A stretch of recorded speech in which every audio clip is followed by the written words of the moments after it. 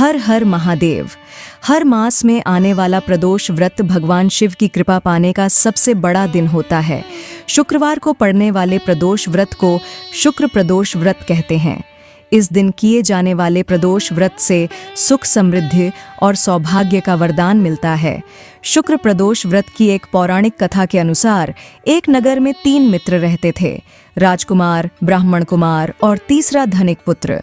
राजकुमार और ब्राह्मण कुमार विवाहित थे। धनिक पुत्र का भी विवाह हो गया था, लेकिन गौना शेष था। एक दिन तीनों मित्र स्त्रियों की चर्चा कर रहे थे। ब्राह्मण कुमार ने स्त्रियों की प्रशंसा करते हुए कहा, नारीहीन घर भूतों का डेरा होता है। धनिक पुत्र ने यह सुना तो तुरंत ही उसने अपनी पत्नी को लाने का निश्चय कर लिया। तब धनिक पुत्र के माता पिता ने समझाया कि अभी शुक्र देवता अस्त हैं, ऐसे में बहू बेटियों को उनके घर से विदा करवा कर लाना शुभ नहीं माना जाता।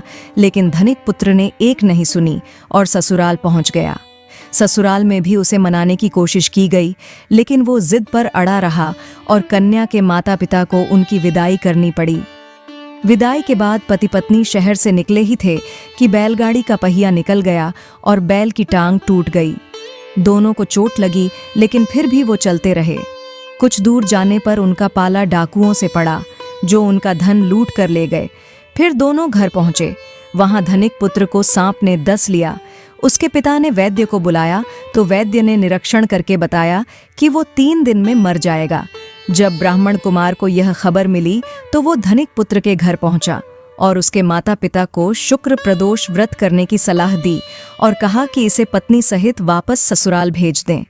धनिक ने ब्राह्मण कुमार की बात मानी और धनिक पुत्र ससुराल पहुंच गया, जहां उसकी हालत ठीक होती गई। यानी शुक्र प्रदोष के महात्म्य से सभी घोर कष्ट दूर हो गए। इस प्रकार शुक्र प्रदोष व्रत सौभाग्य और दाम्पत्य जीवन में सुख समृद्धि भर देता है। इससे जीवन में किसी प्रकार का अभाव नहीं रह जाता। समस्त आर्थिक संकटों का समाधान करने के लिए प्रदोष व्रत अवश्य करना चाहिए। इस व्रत के प्रभाव से हर तरह के रोग दूर होते हैं। भगवान शिव को ज्ञान और मोक्ष का दाता माना जाता है। अतः अध्यात्म की राह पर चलने वालों को प्रदोष व्रत अवश्य करना चाहिए। बोले भगवान शिव शंकर की जय।